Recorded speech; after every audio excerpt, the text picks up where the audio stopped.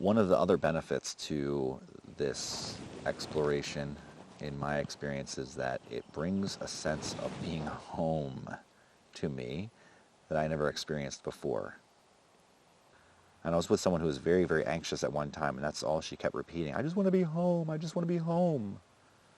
But if you have the sense of your home everywhere you go, that's incredibly empowering. Yeah. This transmission is coming to you from deep in the jungles of central Maine. You are about to get high on spirit. This is an important factor, you know, that the Pharmacratic Inquisition taught us that these things are something that we should be afraid of because they connect us to something that they're afraid of. There's a generational and a cultural guilt associated with their use. Yeah. And associated with connection with the earth. A lot of times we had the Salem witch trials, you know, we had the Inquisition. Yeah. The mushroom cults of, you know, Mexico and Central and South America were all but wiped out or forced into secrecy. Yeah. Yeah. It's a sad, sad thing. When we're all trying to work at the same ultimate aim, right, which is experiencing, right, our interconnectivity, connecting with the divine, expanding our consciousness, healing our wounds, integrating what we've learned, our insights, you know, and becoming the evolution of spirit through man. Yeah, letting go of the multi-generational wounding, something that's pervasive throughout all cultures, and we're all mutts at this point, and the multi-generational wounding is so pervasive. And its fingerprints are left upon us in religion and worldview and a mental projection upon the world. So, how do we heal this?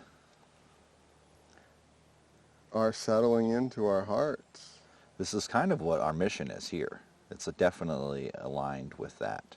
And I think that's what we're going to be talking about today.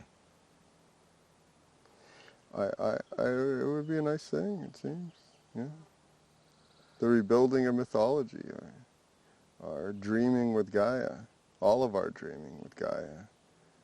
We're reclaiming our mythology, giving science a chance to tell a true story. What does that mean?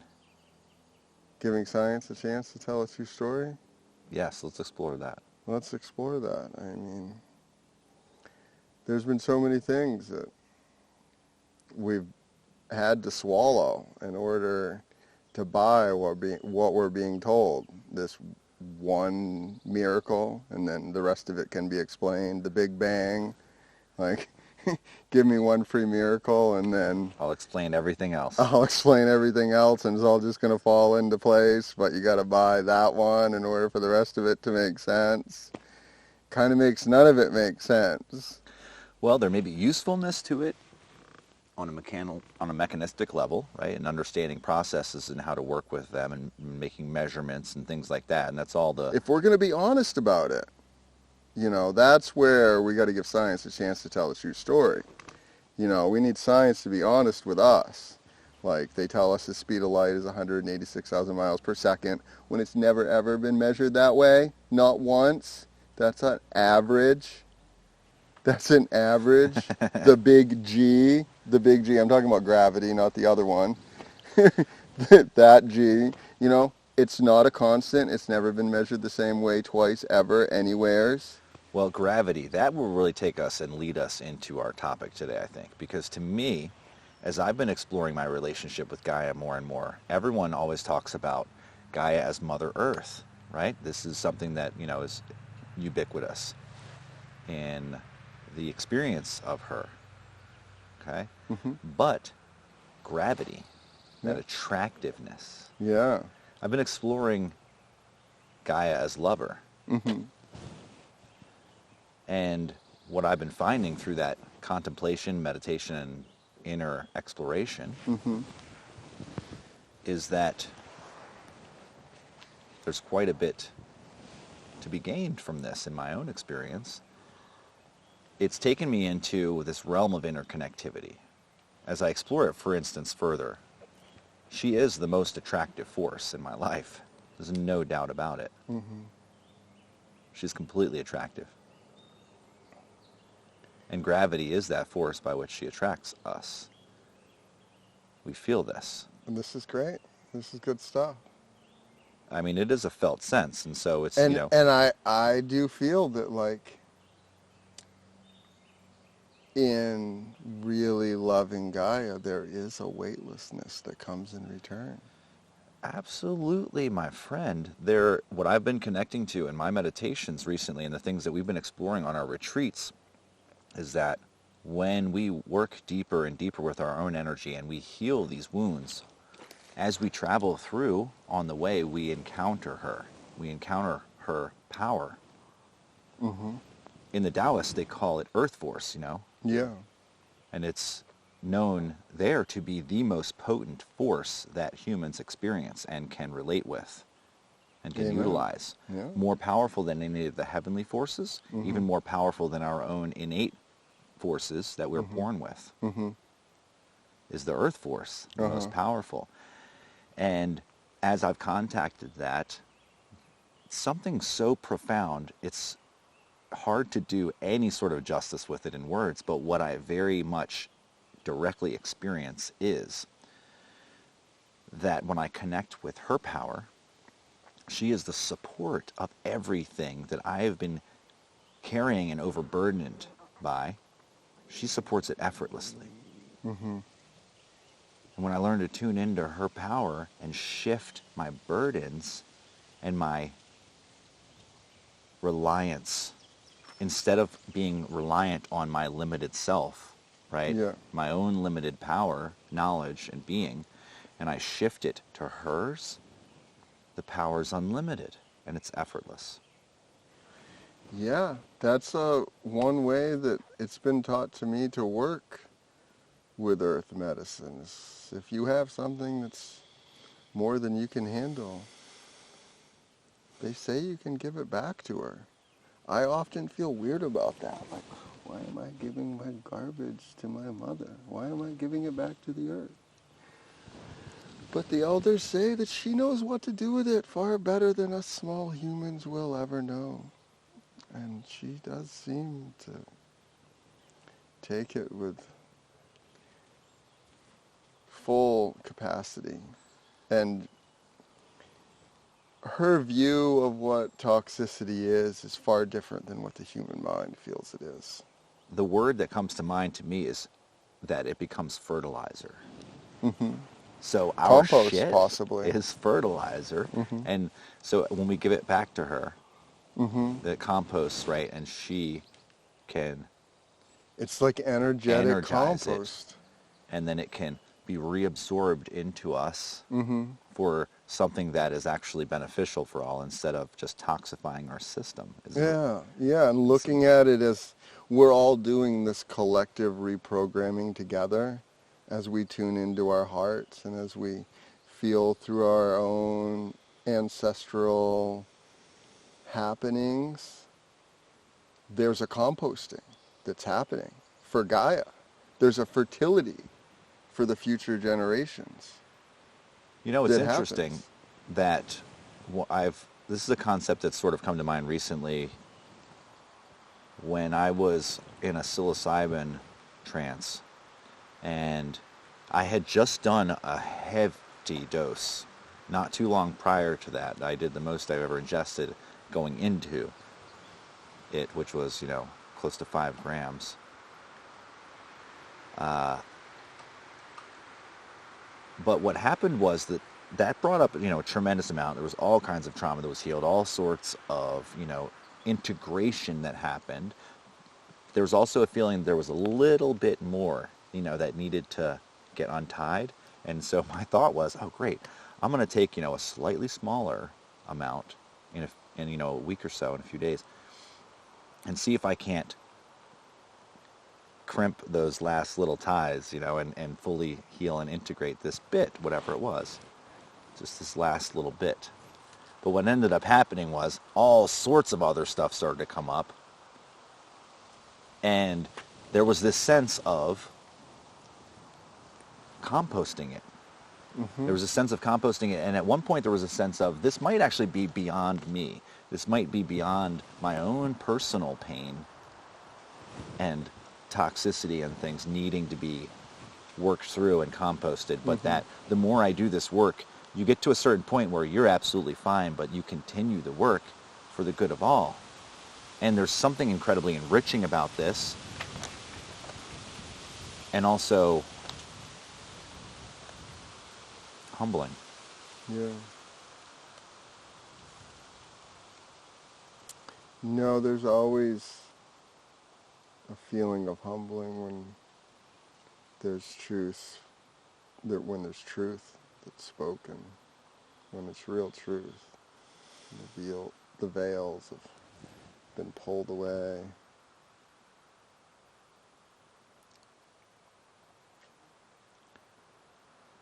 Another thing that occurred to me as I was exploring my contemplation of Gaia as lover was that she gives me everything that I love.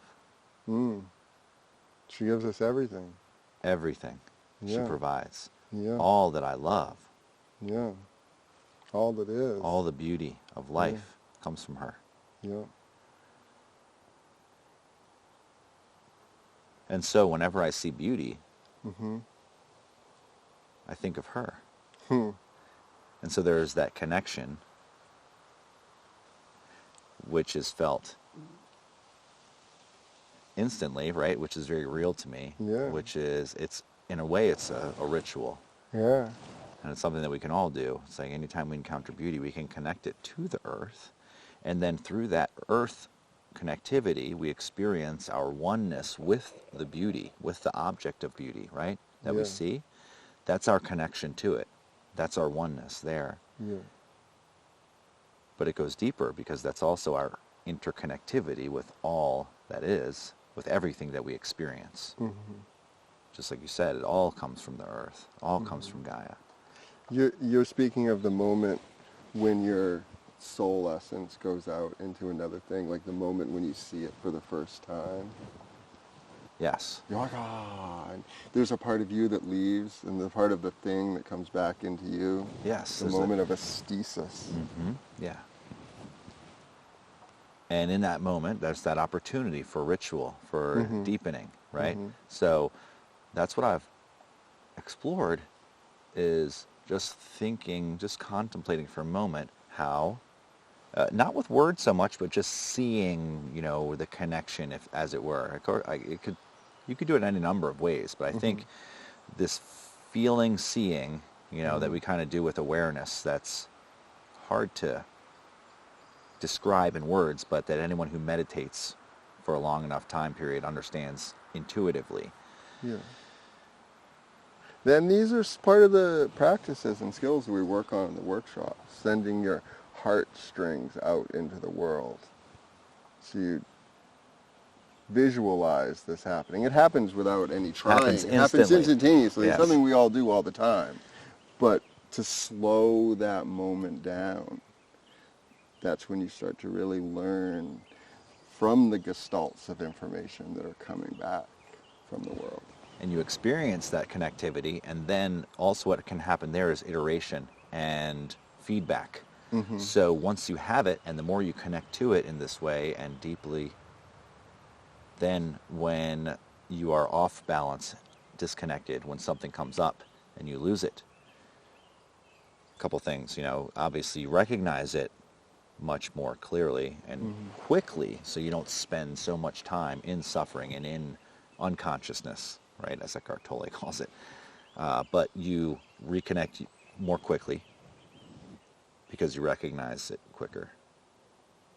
And then it becomes easier to reestablish the more that you do it.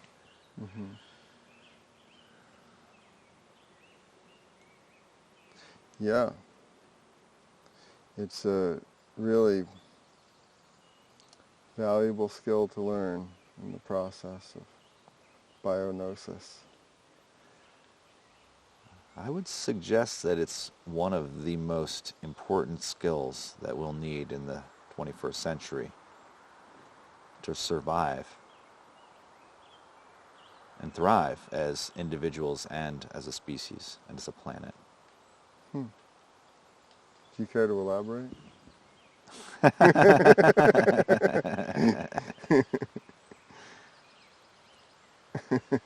What the hell were we talking about? Yeah.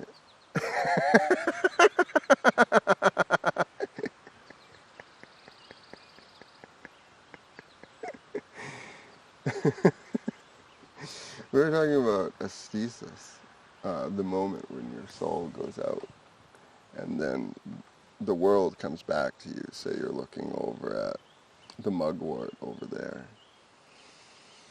It's an ancient herb from the Roman times. They say the streets of Rome was lined with mugwort. It's in the sage family. Use it for bathing energetically. It's very antibacterial, and Dreaming people use it for also. they use it for dreaming. Yeah, it's high in thujone, one of the alkaloids that is considered responsible in the cocktail that we call absinthe. It's been very homogenized into one thing. What absinthe is a witchcraft beverage of the herbs that are growing around the farm, and thujone is something that has a particular quality to it. When imbibed, there is something that happens. But say you look over at this mugwort. You look over there at the mugwort, and she comes back to you, recognizing that feeling. So and There's a connecting whole with, gestalt of information that happens there. yes, information, experience, opening. Information in more forms than just the way we normally consider information, because it's information that can be instantly transformative without us even knowing in a cognitive way what's going on at all. Yeah. If something happens. Because it's shifting ourselves, whether we're aware of it or not. Like, there's a response that happens that maybe the other people around you would notice if they're watching. Subtle effects of how the muscles are held, how the tissues are held, how the forehead curls. These are all signs of our interaction with our environment. And being able to connect that way consciously, and other ways that we talk about, and guide ourselves and others through, the reason why that's an indispensable skill is recognizing that oneness, recognizing that interconnectivity. I think that this is going to be really what transforms human consciousness and the way that our culture functions on this planet, as well as so many of the other interwoven. The felt presence of direct experience is what we're getting at. That is it. Yes, Yeah. that is it.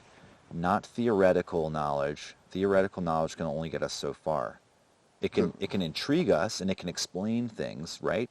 Mm-hmm. And then as we have a framework, then we can use that for feedback to go deeper. There's no doubt, right? And we're not saying anything against theoretical knowledge. However, experiential knowledge trumps it. And at the very least should be utilized in accordance with it with an equal weight. And the experience of having the sense of oneness with all life, with everything on this planet. Not thinking it, right? We've talked about this. Thinking about it is a jump. It's a mental jump we have to make. And a lot of times this is what religion teaches, is that, we're all part of God. God's out there, he's separate, he's different, but he's the creator of all this, and we're all connected through him. It's a major leap for us to make, and we need faith to do it. And that doesn't reach everyone instantly, because not everyone is ready for that. But I think a very direct pathway is through the earth, because we can see and know very easily and obviously our interconnectivity and oneness. and the fact that she is the source of all that we need and rely upon. And then as we start to connect with her more and more energetically, that we feel this more and more deeply, and it becomes more real to us. And as we do that, it transforms the way we interact with others. It transforms the way we treat everything that comes from her, because even if it is, something that is toxic to us, we bring respect to it. That could possibly change the whole story. It is all of the earth. And if I asked you to find the closest thing to earth to you, what would you do? Well, I would have to say that I don't need to do much, because I am the earth. The manifestation of the earth in human form.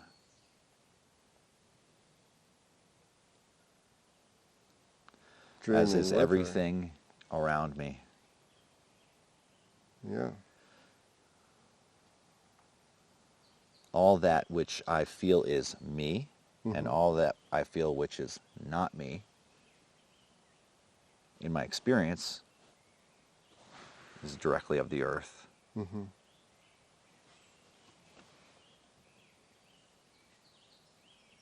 And maybe the sun.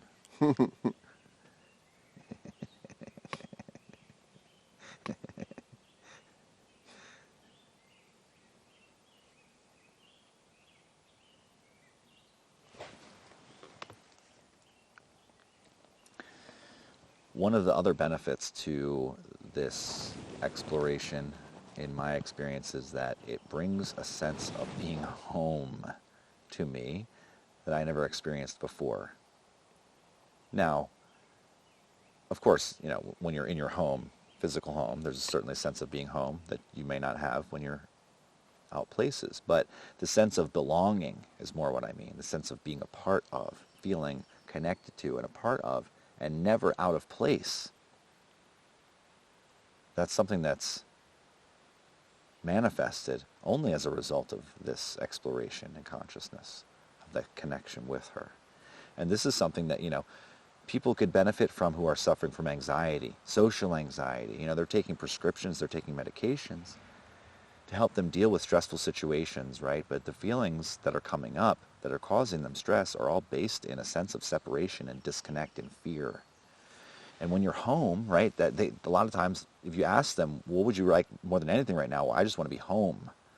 And I was with someone who was very, very anxious at one time, and that's all she kept repeating. I just want to be home. I just want to be home. But if you have the sense of your home everywhere you go, that's incredibly empowering. Yeah. No, my thoughts shift into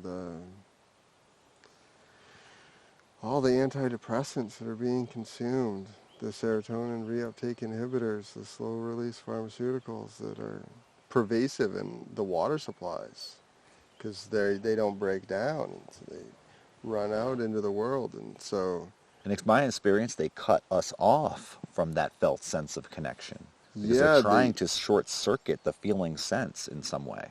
They seem regulate to. They actually, when you look at it under a microscope, they say that it makes a degeneration happen inside the synapses. That's so odd, because my mind was like, it said that it creates darkness, as opposed to some of the tryptamines and things which we know produce light. Yeah.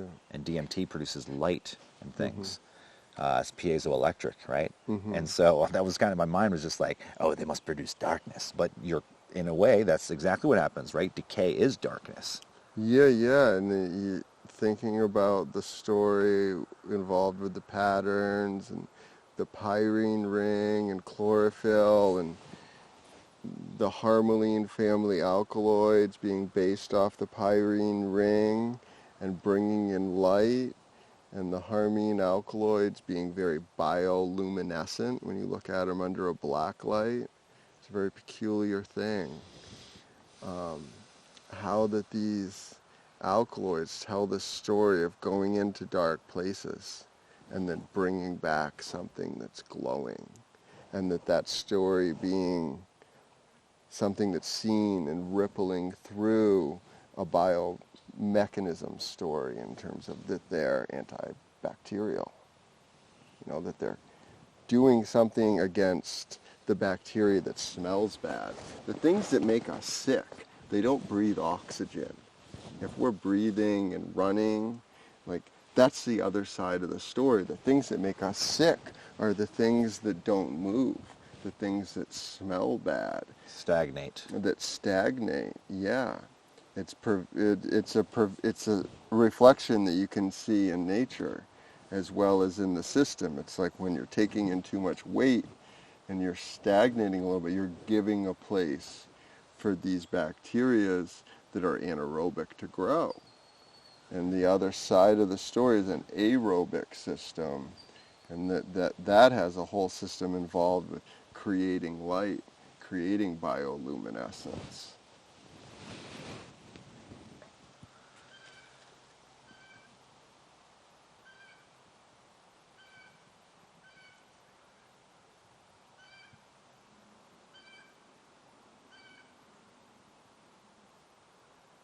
Certainly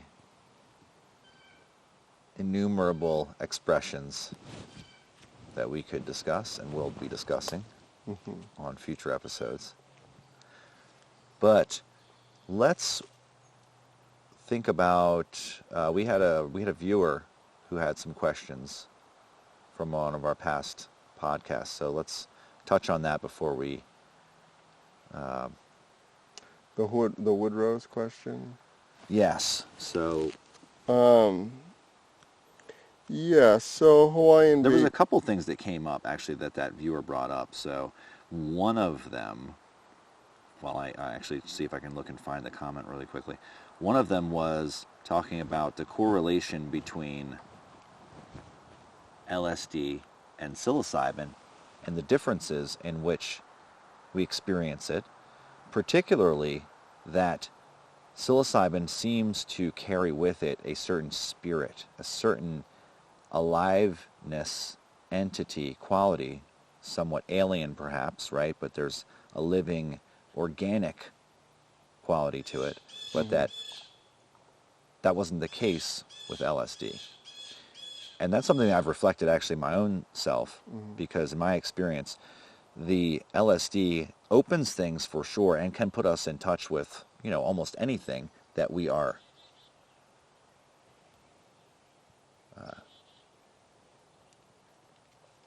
I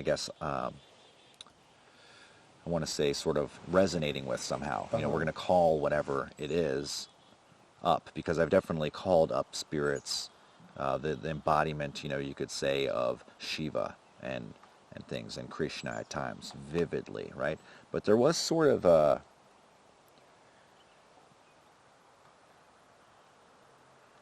sense that it was other than, like I was seeing it within the space, but in my experience at that time, and this has actually been a couple of years, so who knows what I would experience now, but with the mushrooms, it was definitely a feeling of within the body.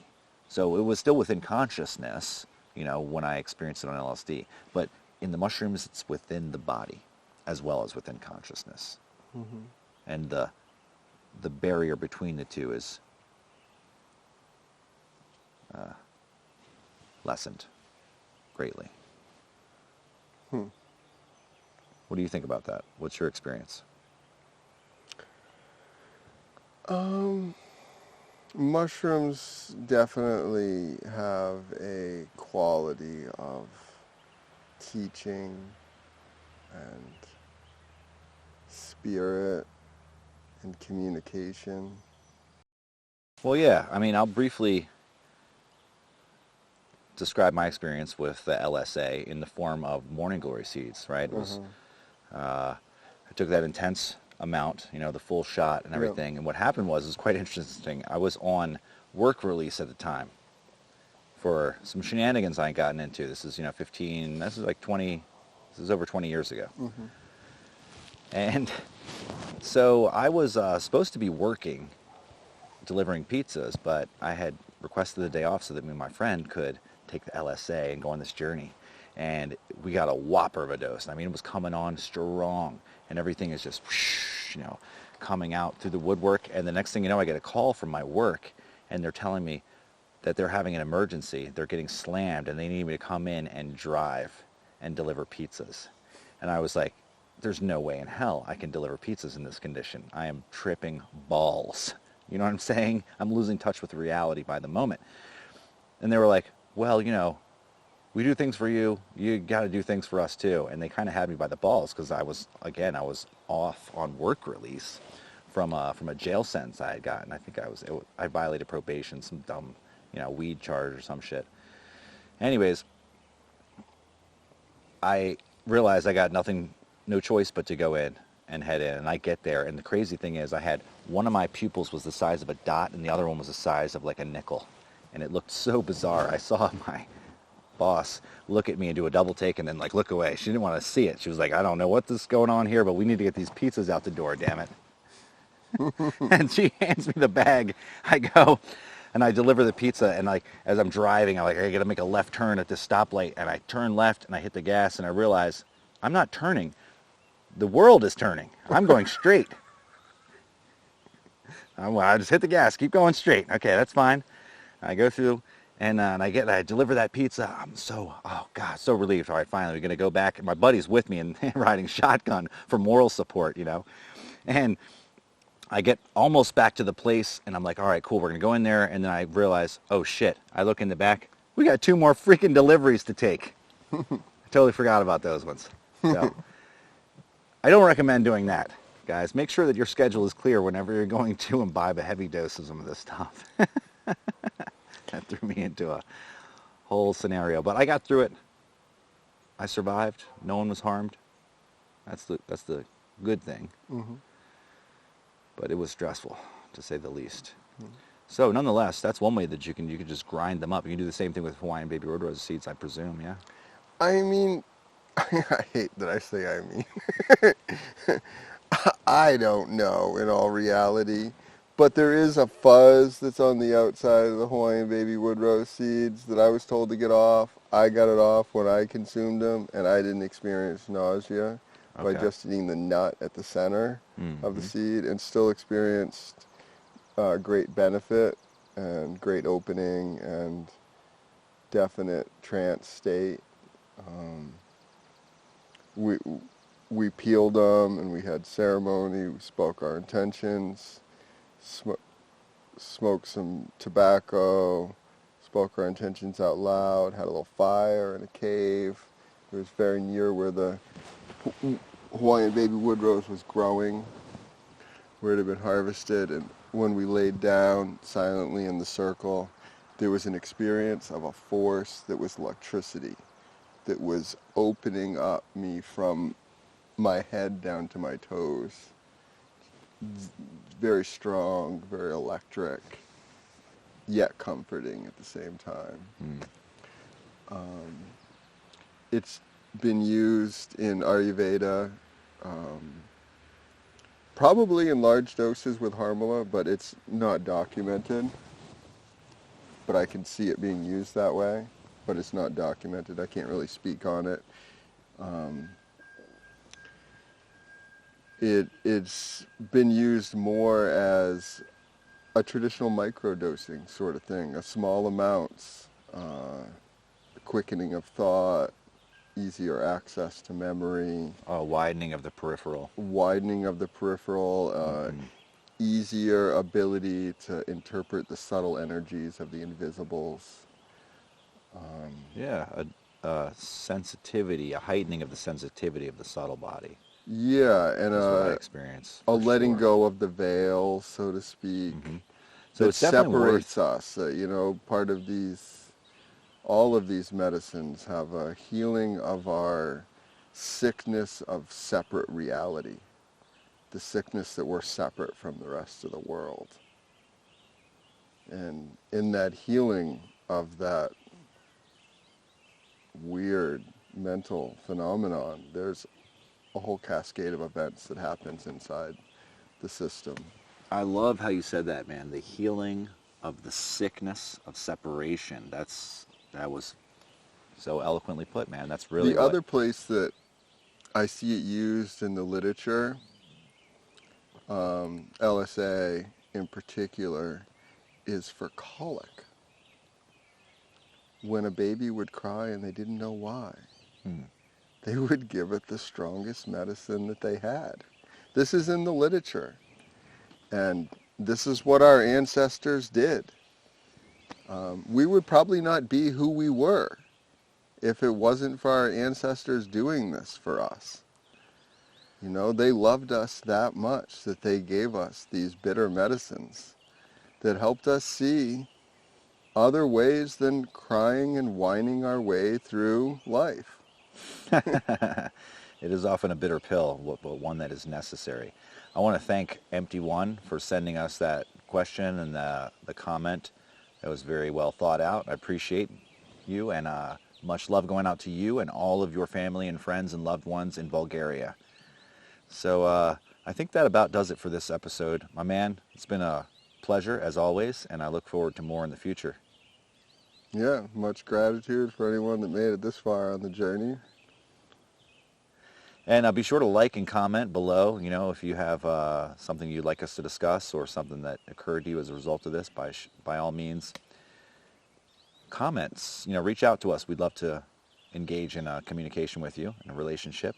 And also, you know, like us, share us if you find that this was beneficial or intriguing or insightful in any kind of way, even entertaining. We'd love to get our message out in our... Yeah, we're going to open up the pharmacopoeia section here, get into some more live action, hands-on working with some plants coming up soon. And we know we'll see a number of you guys on the upcoming retreat here in August. We are super excited about that. We're making the necessary preparations now to get everything ready, and it's going to be an incredible, transformative week. So, looking forward to seeing you there. If you are interested in that, you can reach out to us as well, and we'll tell you how to apply for that. So much love, man, to you and all of our viewers and listeners. Thank you so much. We appreciate you, and we look forward to seeing you soon. This transmission is coming to you from deep in the jungles of central Maine. You've been listening to High on Spirit.